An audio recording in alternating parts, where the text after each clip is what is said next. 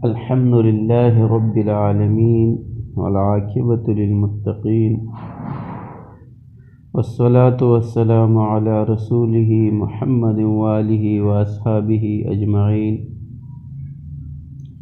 أعوذ بالله من الشيطان الرجيم. بسم الله الرحمن الرحيم. وَلَقَدْ يَسَّرْنَا الْقُرْآنَ لِلذِّكْرِ فَهَلْ مِن مُّدَّكِرٍ.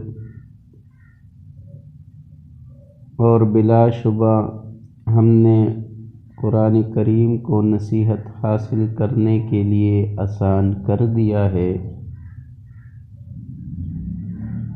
اب میرے محترم سامعین حضرات،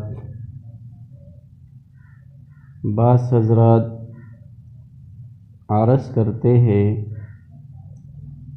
کہ اللہ تعالیٰ نے خود فرمایا کہ ہم نے قرآن کو آسان بنایا ہے، پھر آپ علماء اسے مشکل کیوں کہتے ہو؟ اور دلیل میں وہ وَلَقَدْ يَسَّرْنَا الْقُرْآنَ لِلذِّكْرِ فَهَلْ مِن مُّدَّكِرٍ یہ آیات پیش کرتے ہیں.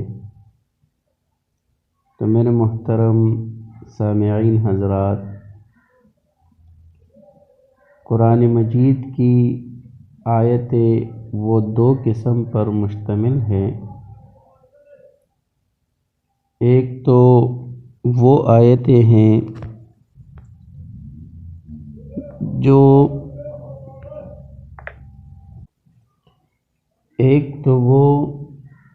جن میں عام نصیحت کی باتیں، سبق آموز واقعات اور عبرت کے مضامین بیان کیے گئے ہیں. مثلا دنیا کی ناپائیداری، جنت و دوزخ کے حالات، خوف خدا اور فکر آخرت پیدا کرنے والی باتیں، اور زندگی کے دوسرے سیدھے سادے حقائق. تو اس قسم کی آیتیں بلا شبہ آسان ہیں، اور جو شخص عربی زبان سے واقف ہو انہیں سمجھ کر نصیحت کا حاصل کر سکتا ہے.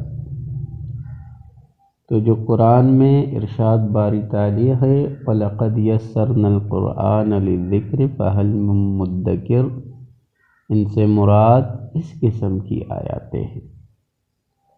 اور اس کے برخلاف جو دوسری قسم کی آیتیں ہیں جو احکام و قوانین، عقائد اور علمی مضامین پر مشتمل ہے، اس قسم کی آیتوں کا کما حقہ سمجھنا اور ان سے احکام و مسائل مستنبط کرنا ہر شخص کا کام نہیں ہے، بلکہ جب تک انسان اسلامی علوم میں بصیرت حاصل نہ کرے تو تب تک انسان ان آیاتوں سے ان کے مقصد اور احکام کا استنباط وغیرہ تک نہیں پہنچ سکتا.